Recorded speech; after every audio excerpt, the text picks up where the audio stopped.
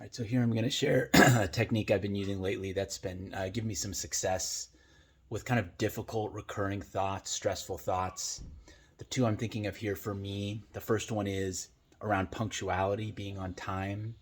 I kind of have this thought or this belief in me that I must be punctual. I must always be on time. And, I think it's a good thing, consider it practice. But if it reaches the point where that thought is kind of slave driving me and whipping me, and not really taking into consideration what I'm trying to be punctual for. Is it equally going to do it for like an important medical procedure, or for meeting for someone for coffee, or for maybe even getting somewhere on my own where I'm not meeting somebody and my punctuality whip is still kind of like, lashing in the background?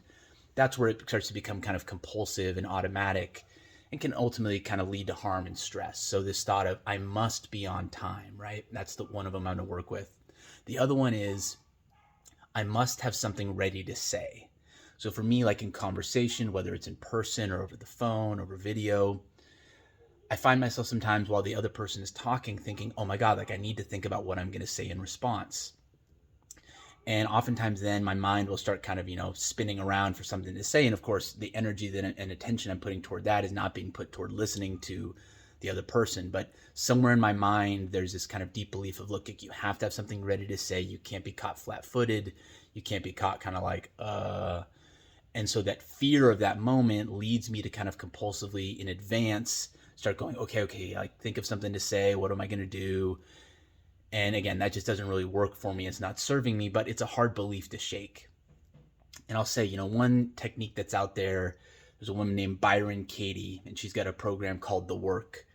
And I'm a huge fan of it. I'm a big believer in it. And what the technique I'm going to give here is kind of like a riff on that or a spin on it. And it's something you can do, I think, as a supplement to the work, or if you're kind of feeling stuck in the work, you can kind of pivot to this and maybe give you kind of a refresher or a different way to go about it. This technique is, I think, kind of brutally simple. Essentially what I do is I kind of give that statement a podium and an uninterrupted platform on which to express itself.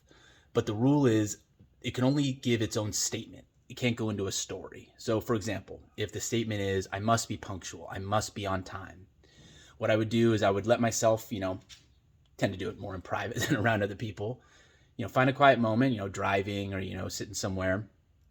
And I can say out louder to myself, I must be on time. I must get there on time. I have to be on time. I must be punctual. And the story thing, which I don't recommend as part of the technique, would be to go into ifs, right? I must be punctual. If not, this is going to happen, right? Or going into or else's, or else this is going to happen.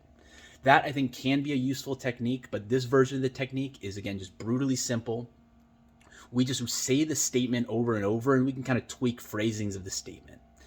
And what I'm noticing as I'm doing this technique, if I'm going, okay, I must be punctual, I must be on time, I must be on time, right? I must be punctual, is I start to feel in my body places starting to get kind of tense. For me, I kind of feel it down here in my ribs.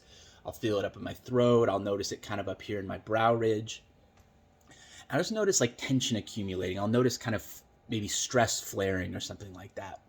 I'll also notice kind of like, if you say a word over and over again, or if you look at the letters over and over again, I forget what the term is, but there's basically kind of a condition where it kind of starts losing its meaning and it becomes just kind of its own thing. So like, there's that scene in Tommy Boy where they're like, road, road,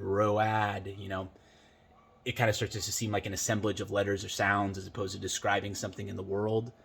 I think it also has that effect too. So again, two benefits I'm seeing: locating where in the body I'm feeling those thoughts or expressions, and then also beginning to get a little bit of disenchantment with the thoughts, not having them be so dug in us, not letting them have such deep claws and roots in us, letting those begin to soften and our attachment to the thought begin to soften.